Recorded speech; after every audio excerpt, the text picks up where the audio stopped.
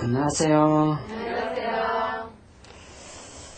자, 오늘 성호를 걷고 시작할까요? 네. 성부와 성자와 성령의 이름으로 반갑습니다. 많이 바쁘실 텐데 오시느라고 수고하셨어요. 고맙습니다. 자, 오늘 주제는 우리 지혜이신 그리스도. 참 그런 말을 잘 안 하죠. 우리 지혜이신 그리스도. 지혜라는 말을 우리가 자주 쓰진 않는데 바오로 사도가 그 말을 쓰셨기 때문에 그런 표현으로 이제 말씀드릴까 합니다. 달리 우리가 말할 수 있겠죠. 우리 근본 정신이신 예수 그리스도. 이렇게 말하면 오히려 더 이해하기가 쉽죠. 우리 그리스도인들이기 때문에 그리스도인이라고 그러면은 그리스도 사람을 말하는 거죠. 뭐 영어로 크리스찬이라는 말을 그전에 많이 썼습니다만 요새는 그 말을 잘 안 쓰고 그리스도인. 참 그 말이 좋은 말입니다. 그리스도 사람. 그럼 그리스도인이 그리스도의 정신을 받아들이는 사람이다. 그리스도의 정신대로 사는 사람은 그리스도인이다. 이렇게 생각해 볼 수가 있겠죠. 그래서 표현을 지혜라는 말을 많이 쓰게 되겠습니다. 바오로 사도가 고린도 1서 1장에서부터 4장까지 그런 식으로 설명을 하고 있고 우리나라 말로 번역한 것은 정신이라는 말을 안 쓰고 지혜라는 말을 썼기 때문에 그런 주제를 한번 정해본 것입니다.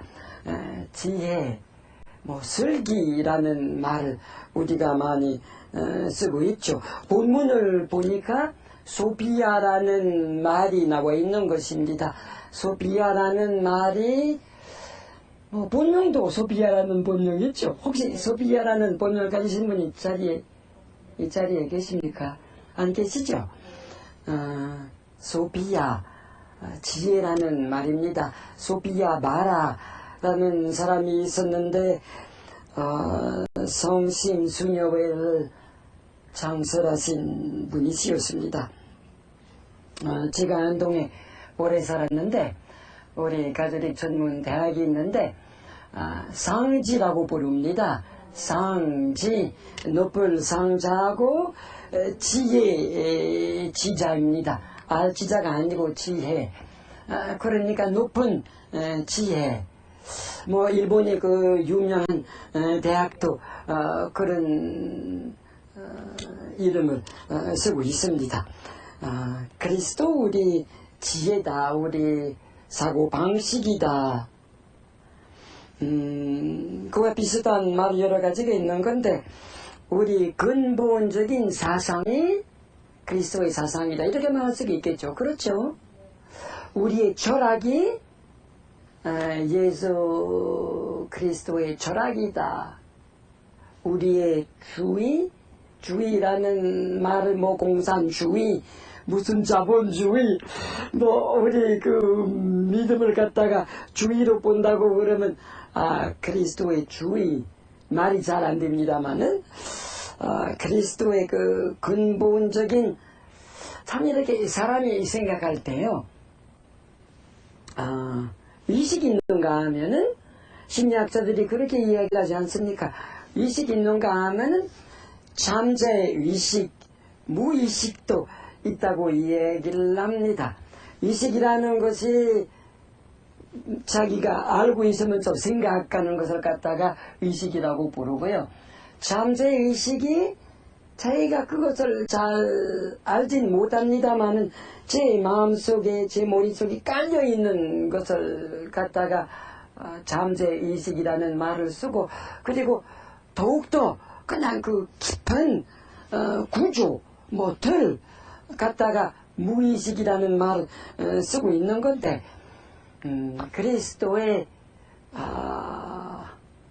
말씀을 의식적으로 받아들일 뿐만이 아니라 우리 잠재의식, 무의식까지도 그리스도다운 것이래야 정말 우리가 그리스도인이라고 말할 수가 있을 거 아닙니까? 우리의 그 모든 생각 깔려있는 것까지도 그리스도다운 것이래야 그리스도인이다. 뭐 한 가지 비교가 되겠습니다만 교육계를 생각해 보면은 교육에 철학이 있어야 된다고 얘기를 합니다. 무슨 새로운 학교를 설립할 것 같으면 설립 주지가 있습니다. 왜 학교를 하려고 그러는 거냐, 가르치려고 하는 그 근본적인 정신이 뭐냐, 그건 설립 주지라고 그럽니다. 의사나 간호사 같으면은 뭐 윤리 강령이라는 것이 있습니다. 자기가 지켜야 되는 그 룰이 있는 거죠. 왜 마땅히 의사라고 그러면, 간호사라고 그러면 그렇게 살아야 되기 때문입니다. 이념이라는 말도 속에 있고, 그리고 우리가 자주 그런 말을 쓰죠. 인생관, 세계관, 사회관. 그러니까 본다는 것을 말하는 건데, 우리 그리스도인이라고 그러면 우리 인생관, 우리 그 우주관, 우리 그 모든 것들이 정말 그리스도다운 것이래야 정말 그리스도인이라고 말할 수가 있을 것입니다. 그리스도인이 신앙을 가진 사람이고 희망을 가진 사람이고 그리고 사랑을 시사하는 사람이라고 말할 수가 있겠지만은 다른 식으로 표현하는 겁니다. 우리 그리스도를 우리의 그 근본적인 사상으로 받아들인다는 것을 말하는 겁니다. 북한 같으면은 이제 주체라고 그러죠. 주체 사상. 황장엽 비서 작품으로 알려져 있는 건데, 북한의 사람을 거기서 이렇게 만난 사람의 이야기를 들어본 적이 있습니다. 주체를 믿습니다. 그래요. 주체를 믿습니다. 그러니까 그 제재를 전적으로 받아들인다는 것을 말하는 것입니다. 우리 그리스도인이라고 그러면 전적으로 정말 예수님의 그 말씀, 사고방식 다 받아들인다는 것을 말하는 겁니다. 이렇게도 변할 수 있을지 모르겠어요. 평가 기준이라는 말이 있죠. 무엇을 평가할 때 이거 좋다 나쁘다 안 되지 않느냐, 그럴 수가 있겠느냐, 그렇게 될 때는 자기도 모르는 사이에 무슨 기준이 있어서 그렇게 말하는 거예요. 근데 그 기준은 잠재의식, 무의식일 수가 있는 것입니다. 흔히 우리가 일상생활에도 그렇지 않아요. 무엇을 찬송할 때, 이거 좋다. 근데 왜 좋다고 보는 건지 우리도 잘 몰라요. 왜 좋다고 보는 건지. 왜? 우리 생각하는 틀이 있기 때문에 우리 머릿속에 우리가 기준이 있어서 그러는 겁니다. 그것은 우리의 그 풍속일 수 있고 문화라고도 말합니다. 문화. 제가 어릴 때 공부 중고등학교 끝냈을 때 어느 그 선생님이 우리 보고 그랬습니다. 학교에서 배운 것을 다 잊어버릴지 모른다. 그런데 그 다음에 배운 것을 자기도 모르는 사이에 자기 삶의 기준이 될 것이다.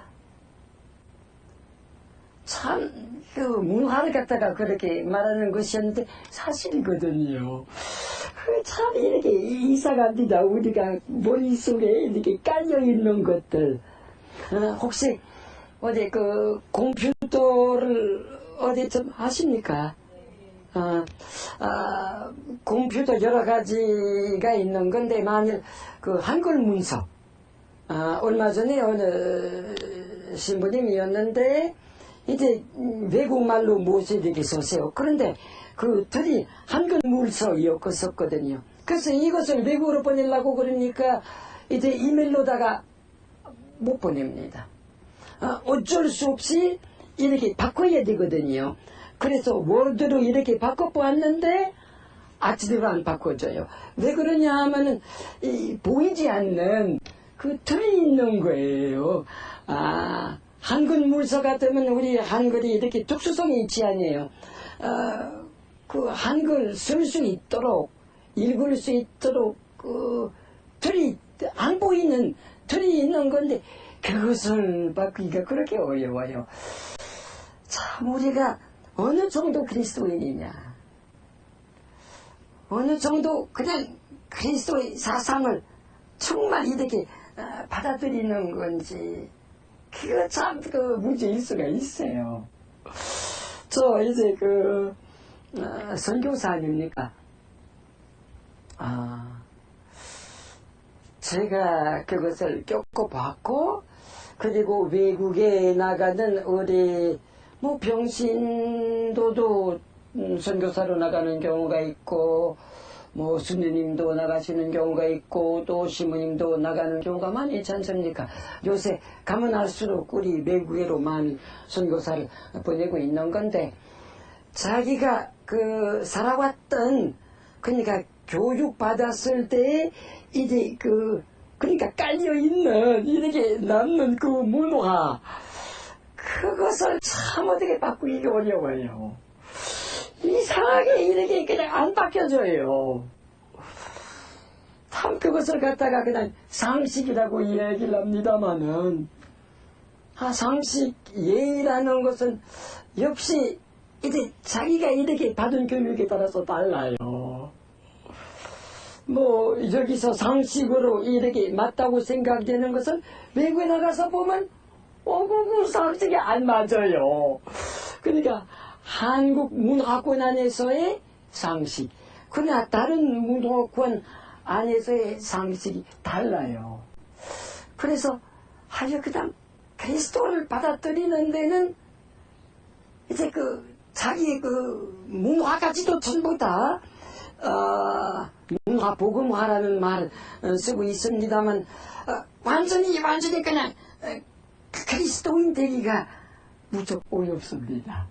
그렇다고 해서 못한다는 그런 건 아닙니다만은, 오늘 제가 말씀드리려고 하는 것을 설명해 드리기 위해서 그러는 거예요. 어제 프로이드라는 유명한 독일 철학자가 있는 건데, 그 사람이 무슨 주장을 하느냐 하면은, 사람이 자기도 모르는 사이에 늘 기본 차이가 이성에 다른 것이다. 남자 같으면은 남자다, 여자 같으면 여자다. 암만 해도 그것을 바꾸지 못한다. 이게 해봐야 소용없다. 이게 늘 남자는 남자 생각이다, 여자는 여자 생각이다. 암만 동독이라 하더라도 그거는 다르다. 그래서 세상살이를 하는데 늘 이렇게 이성에 따라서 보는 눈이 다르다, 사상이 다르다, 사고방식 다르다. 요새 우리 우선 경제라는 말을 많이 쓰고 있습니다만, 우선 해결해야 되는 것이 돈 문제인데, 역시 우리 모르는 사이에 그냥 깔려있는 생각입니다. 우리 사회에서 자꾸 그렇게 이야기를 들었기 때문에 우리 신자들마저도 우선 돈이 생기지 않겠느냐 하는 그런 이야기를 자주 하기도 합니다. 얼마 전에 우리 신자 보고 제가 뭐라고 그랬어요. 왜 그러냐 하면은 여러 가지 이야기를 하다가 그 신자분이 나보고 뭐라고 그랬어요. 암만 해도 우선 돈이 아니냐 세상에. 그래서 내가 뭐라고 그랬어요. 그런 생각했느냐고. 그러나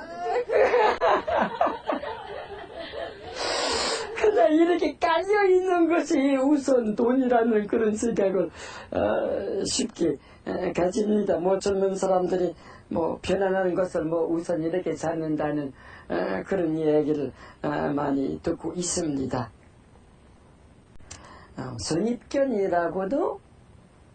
선입견이라고 그러면 보통 안 좋은 선입견도 그렇게 얘기를 합니다만은 깔려있는 생각하는 틀. 그래서 그것을 가지고서 바오로 사도가 예수님의 틀, 예수님의 사고방식, 예수님의 지혜라는 말을 쓰고 있습니다. 어디서 그렇게 쓰고 있느냐 하면은 아까 말씀드렸습니다마는 고린도 1서 앞부분입니다. 1장에서부터 4장까지의 설명입니다. 간단하게 무엇 때문에 바오로 사도가 그리스도가 우리 지혜이시라는 그런 주장을 무엇 때문에 이렇게 하게 되었는가 하면은 바오로 사도가 직접 고린도에서 전교를 했었습니다. 복잡한 도시였던 것 같습니다. 대도시였고, 근데 여러 가지 뭐 윤리성의 문제가 많았었고, 사람이 제 주장을 하다 보니까 여러 가지 파가 있었는데, 아니 다른 게 아니라 신자들 중에도 바오로 사도가 전도를 하셨더라는 것을 참 사도행전 18장 나와 있는 것입니다. 그리고 바오로 사도가 전교를 했더니 받아들인 사람들이 사회적으로 볼 때는 좀 이렇게 뭐 얕은 뭐 신앙인으로 그렇게 보진 않습니다. 오히려 거꾸로 봐야 좋을지 모르겠습니다만 사회적으로 볼 때는 참 말단 노동자들이나 빈민들이 바오로 사도를 받아들이고 상급에 속한 사람들이 바오로 사도의 말씀을 잘 받아들였습니다. 그런데 그 사람들이어서 그랬든지 바오로 사도가 나간 다음에 이제 신자들 가운데 파별이 생겼습니다. 이런 것이었습니다. 어떤 사람은 바오로 파다, 어떤 사람은 뭐 이렇게 나와 있는 대로 낭독해드립니다. 고린도 1서 1장 12절 13절 말씀인데요. 말하자면 여러분은 저마다 나는 바오로 파다, 나는 아볼로 파다, 나는 베드로 파다, 나는 그리스도 파다 하며 떠들고 다닌다는 것입니다. 그렇다면 그리스도가 갈라졌다는 말입니까? 여러분을 위하여 십자가에 달린 것이 바울로였습니까? 또 여러분이 바울의 이름으로 세례를 받았단 말입니까? 이런 것이 바오로 사도가 편지를 보내신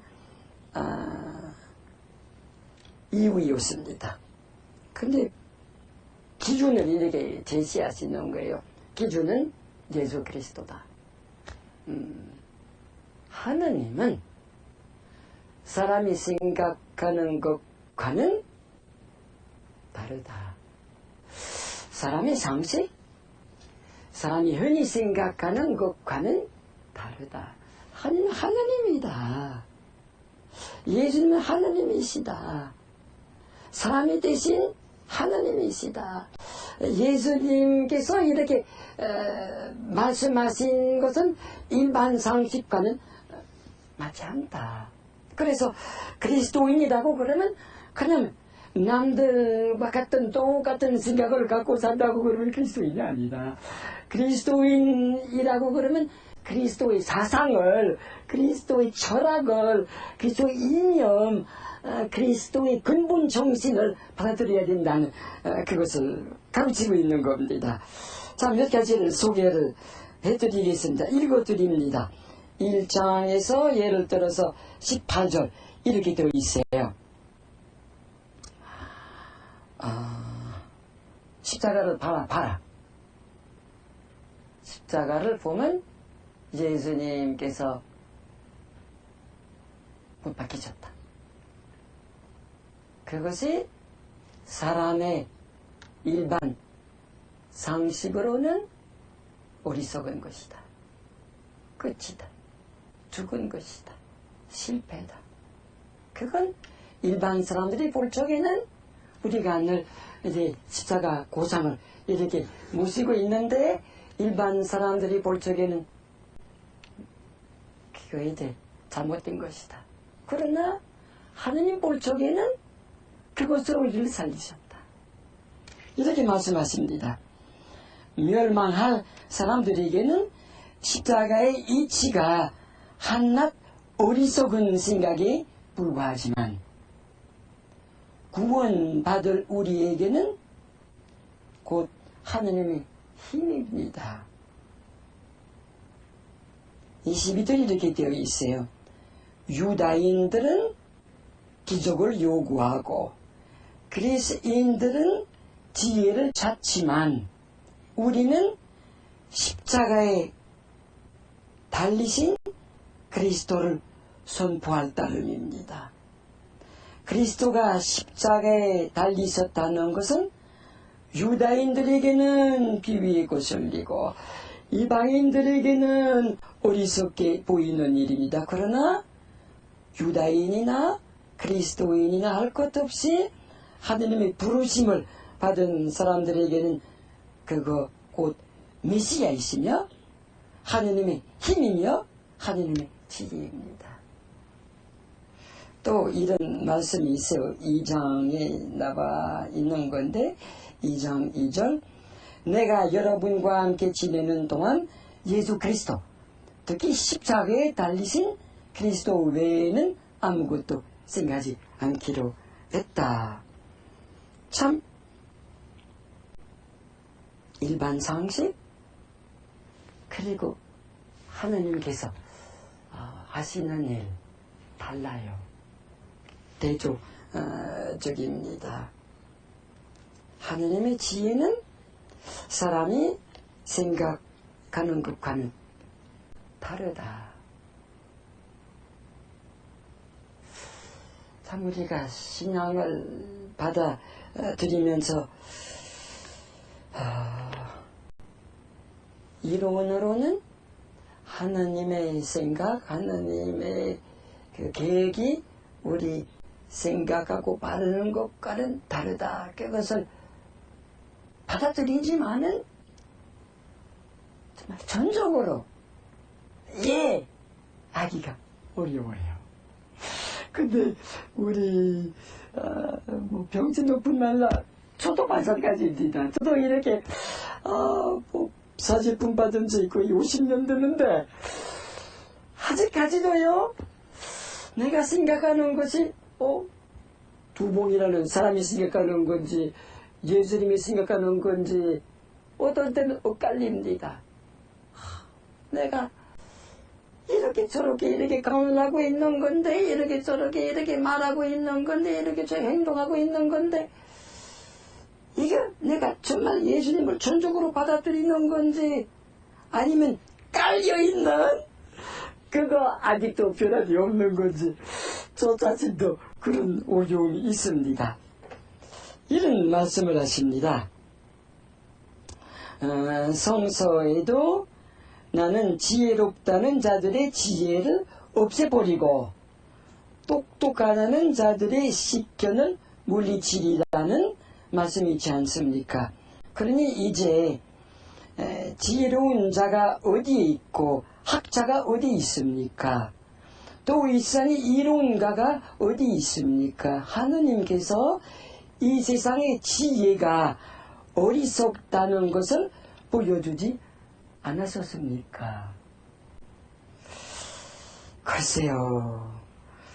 이런 말씀도 있어요. 우리는 신앙생활이 성숙한 사람에게는 지혜를 말합니다. 다만 그 지혜는 이 세상의 지혜나 이 세상에서 곧 멸망해버릴 통치자들의 지혜와는 다릅니다. 여기에서 말하는 지혜는 하느님의 심오한 지혜입니다. 그것은 하느님께서 우리의 영광을 위하여 천지 창조 이전부터 미리 마련하여 갖추어 두셨던 지혜입니다. 이 세상 통치자들은 아무도 이 지혜를 깨닫지 못했습니다. 만일 그들이 깨달았더라면 영광의 주님을 십자가에 못 박지는 않았을 것입니다. 또 이런 말씀이 있어요. 3장에 기록되어 있는 건데 18절 이하의 말씀이 이렇게 되어 있어요. 어느 누구도 자기 기만에 빠져서는 안 됩니다. 여러분 중에 혹시 자기가 세속적인 면에서 지혜로운 자라고 생각하는 사람이 있을지 모르겠습니다. 그러나 정말 지혜로운 사람이 되려면 바보가 되어야 합니다. 이 세상의 지혜는 하느님 보시기에는 어리석은 것입니다. 성서에 하느님께서는 지혜롭다는 자들을 죄에 꽤 빠지게 하신다고 기록되어 있고, 또 주님께서는 지혜롭다는 자들의 생각이 헛되다는 것을 아신다고 기록되어 있습니다. 참 예수님도 그와 비슷한 말씀을 하신 적이 있지 않요. 하느님께서 똑똑한 사람들에게는 이 모든 것을 값져 두시고 오히려 절부지 어린아이들에게 나타내 보이신다는 그런 말씀을 하셨습니다. 바오로 사도가 왜 그렇게 말씀하셨느냐? 아마 그것이 바오로 사도의 신앙 체험이었기 때문이라고 봐야 될 것입니다. 바오로 사도가 본래 교회를 밖에 하던 사람 아니었습니까? 그러니까 참 그런 예수를 믿는 사람들을 도대체 받아들일 수가 없다. 자기는 유다 전통이라고 할까요? 그냥 유대교라고 부릅니다. 교육을 이제 참 제대로 이렇게 받았고 그리스도를 구세주로 보면 안 된다는 그런 생각을 받은 사람이었는데 다마스커스 가는 길에 이제 어떻게 된 건지 예수님이 이렇게 부활하신 예수님을 별 모양인데 우리가 그것에 대해서는 받아들일 뿐입니다만 한 생각이 그냥 180도 탁 이렇게 달리하게 되었습니다. 세상 기준으로는 그때 지혜로운 사람이었었는데 하느님의 지혜를 갑자기 받아들이게 되었습니다. 그러니까 만사가 달라진다는 거예요. 생각이 전부 다 달라진다는 거예요. 그리고 그 다음 전도를 하셨는데 본래 바오로 사도가 이방인들의 사도라고 부르지 않습니까? 근데 본래 이방인들에게 전교를 하겠다는 뜻을 두셨던 바오로가 아니었었거든요. 바오로 사도가 자기와 똑같은 그런 유다 사람들이라고 할까요? 본래 구약성에 기록되어 있는 것을 믿어왔던 이스라엘 사람들에게 전교를 하고 싶었는데 그들이 받아들이진 않는 바람에 다른 사람에게 전도를 하게 되었습니다. 자기가 생각하는 것과는 다르다. 아테네 같은 데서 바오로 사도가 참 유식하게 한번 이야기를 해봐야겠다고 생각했었던 모양입니다. 듣는 사람들이 유식한 사람들이었기 때문에 자기도 한번 이렇게 참 철학적으로나 아주 정말 유식한 그런 가문을 했는데 안 받아들입니다. 받아들이는 사람은 한 줄밖에 없었다는 것이었습니다.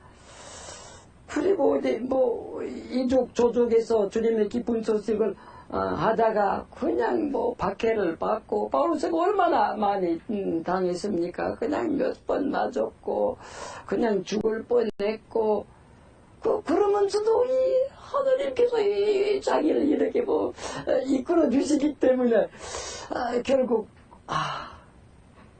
예수님의 생각은, 하나님의 생각은 사람 생각하는 것과는 다르다.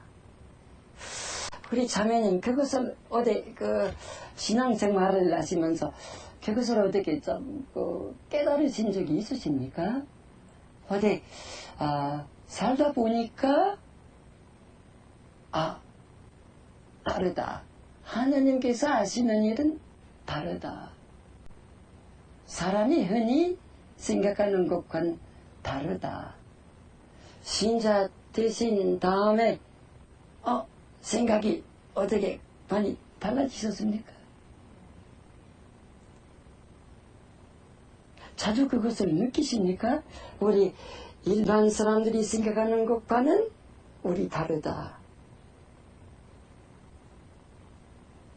어디 안 믿는 친구들이 많으실 텐데 이렇게 이 얘기를 하다 보면 우리가 성당에 다니는 사람들이기 때문에 다르다. 하느님을 받아들이면 보는 눈이 다르다. 행동이 다르다. 이제 친구일 수가 있어도 신자는 이게 참 다르다. 보는 눈, 생각하는 거, 원하는 거, 바라는 거, 사는 거 다 다르다. 그것을 많이 느끼십니까? 전 이렇게 선교사로 이렇게 살면서 자주 그것을 처음부터 지금까지 늘 이렇게 많이 그냥 느끼고 있어요. 하나님은 참 사람이 생각지 못하는 그런 일을 하시는 하나님이시다. 사람의 생각은 뭐니 해도 얕다. 하나님은 생각지 못했던 길로 이렇게 사람을 이끌어 주시고 이렇게 참 미루어 주시고 감싸 주시고 다르다. 우리 순교자들의 역사를 보면은 예수님처럼 우리 순교들이 결국 희생 당하셨거든요. 그런데 그것으로 교회가 멸망해야 되는 건데, 그렇죠? 믿는 사람 다 죽인다고 그러면 그치나죠, 그렇잖아요. 그러니까 이렇게 믿는 사람들 때문에 말썽이 있다고 그러면서 그냥 이렇게 하나씩 다 이렇게 죽여버렸단 말이에요. 그럼 그것으로 이렇게 다 해결될 줄 알았더니, 오히려 이제 사람을 죽이면 죽일수록 오히려 믿음이 퍼진다 이거예요. 이거는 참 상식으로는 설명할 수가 없어요. 상식과는 완전히 다릅니다.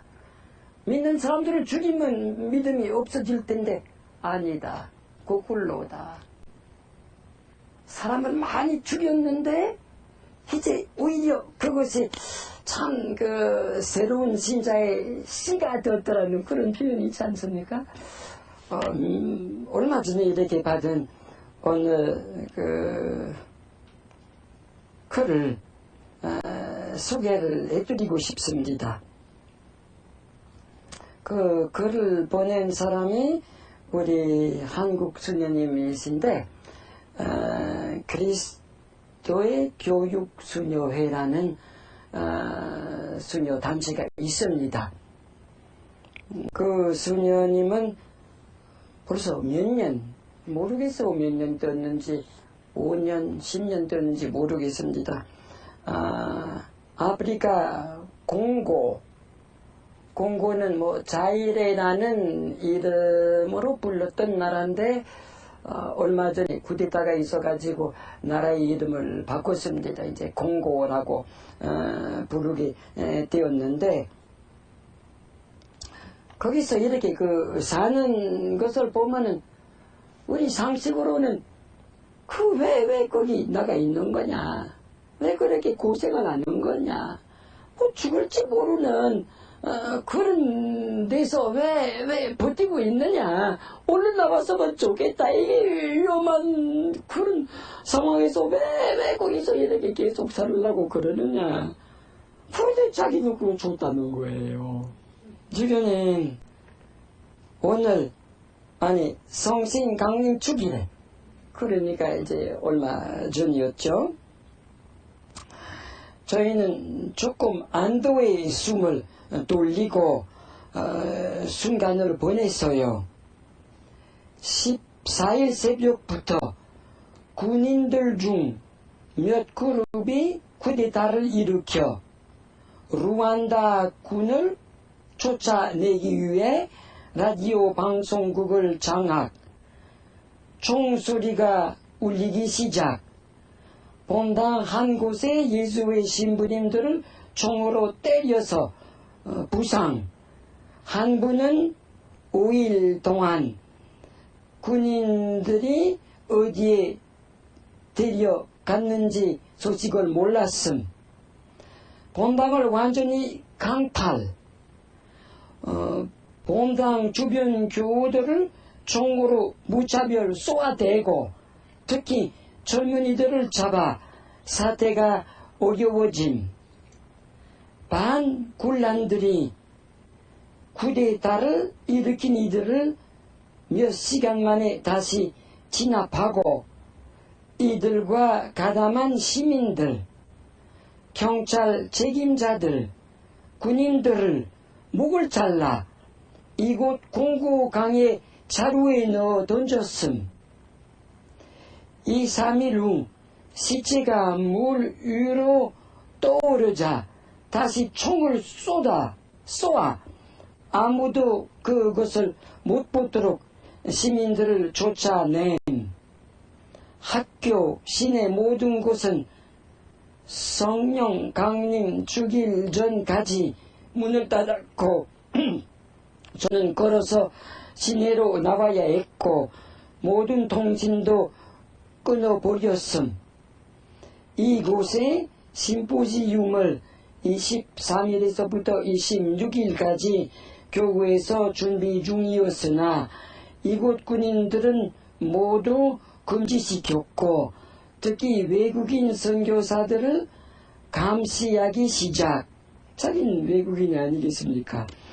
예수의 신부가 총 맞은 신자를 병원에 입원시키고 외부로 통화했다는 이유로 잡혀서 며칠간 소식이 없었음.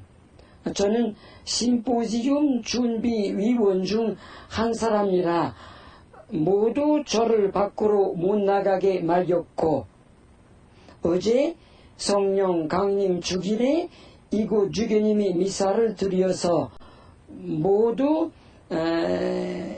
기뻤음.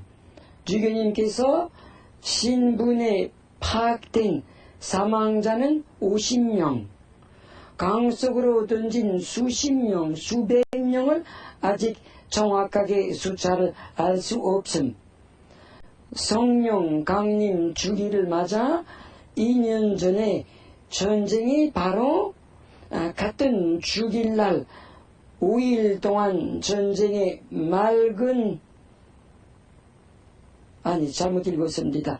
전쟁이 막을 내린 날이라 저는 신자들과 함께 주님께 감사의 기도를 드렸습니다. 무슨 말인지 조금 이렇게 간단하게 이렇게 적은 건데 그런 데서 우리 한국 주님이 거기 왜 그렇게 고생을 하는 건가? 여기서 편안하게 얼마든지 살 수 있는 건데 왜 거기에 갔으면 왜 이렇게 어디 수십 명 되는 사람들이 죽었고 더구나 외국인들을 이렇게 다 이렇게 감시하고 있다고 그러니까 어째 죽을지 모른다는 거예요. 그거 어디 어리석다? 바보짓이다? 그렇게 봐야 죽을지 모르겠어요. 어리석은 거예요. 바보짓이다. 그런데 그 바보짓이라는 것이 이게 참 하느님의 지혜다. 그것으로 전교가 되는 거예요. 참 이상합니다. 이런 나라에 누가 가서 이런 식으로 이렇게 무릎쓰고 다 상식으로는 안 되는 거고 어리석은 거고 바보짓이다. 그러나 뭐 어떻게 그것으로 하느님께서 일을 하신다는 거예요. 며칠 전에 들었는데 뭐 가까운 예입니다. 일산에 어느 신자가 살고 있는 건데 본명만 말씀드리겠습니다. 요셉이라는 분이신데 집을 지었을 때 밑에 층은 지하실을 이렇게 교우들이 모일 수 있도록 하기 위해서 큰 방을 만들어 놓았습니다. 강당으로 꾸몄습니다. 1층에서 자기와 식구들이 살고 있고 그리고 2층에는 수녀님들이나 누가 어떻게 쉬어야 되는 사람이면은 좀 마음도 고칠 수 있도록 하기 위해서 저희가 그 방에 묵혀준다 이거죠. 그래 와서 푹 쉬라는 그런 집을 이렇게 지었어요. 그러다 보니까 뭐 어디 그 반모임뿐만이 아니라 수녀님들이 왔다 갔다 하기 때문에 성령 운동하는 사람들이나 뭐 많은 사람이 그 지하실을 이용할 거 아닙니까? 참 와도 괜히 편리하고 거기서 분위기가 좋고 그러니까 아니 지하실에서 무슨 그 행사를 있을 때마다 장사하는 사람이거든요. 문을 닫아버립니다. 장사를 안 합니다. 제 집에서 무슨 종교의 행사가 있을 때는 가게 문을 닫아버리고 그냥 이렇게 하고 이건 예수님께 맡긴다. 그 장사하는 것을 예수님께 맡긴다. 그리고 자기가 그냥 자기 집에서 기도하는 사람들과 함께 이렇게 기도를 하고 나들어 보니까 어느 날 그랬다고 그 다음날 장사가 잘 된다는 거예요. 오히려 잘 된다는 거예요. 매일 저희가 부지런히 장사하는 것보다 딱 주님께 맡겨갖고 자기가 기도를 하니까 잘 된다는 거예요. 이게 참 앞뒤가 잘 안 맞는 그런데 우리 신앙은 그것이거든요. 뭐 주님께서 뭐 우리 같은 사람을 그냥 당신의 사람으로 뭐 어디 그냥 일꾼으로 쓰시는 것뿐이죠. 제가 오늘 이 자리에 계신 분들에게 이런 말씀을 드리고 싶어요. 이왕 그리스도를 받아들이시는 것이라면은요, 아주 전적으로 받아들이세요. 주님을 받아들일 겸해서 그래도 갖출 것을 다 갖추고 그래도 이렇게 하나도 놓지 말아야 되겠다는 그런 생각을 가지시면은 이것도 안 되고 저것도 잘 안 되기 쉽습니다. 신앙도 제대로 안 되고 일도 제대로 안 되는 거예요. 하도 전적으로 한번 물론 평생 작업이겠습니다만 그냥 예수님을 받아들입니다. 예수님의 생각 받아들여 하나님이 하시는 일은 생각하는 것과는 다르다. 하나님이 우리를 이끌어 주신다. 우리 같은 사람을 당신의 그 사람으로 뽑으셨고 세례를 받으셨고 뭐 견진 받으셨고 성령께서 우리의 마음속에 계시지 아니에요.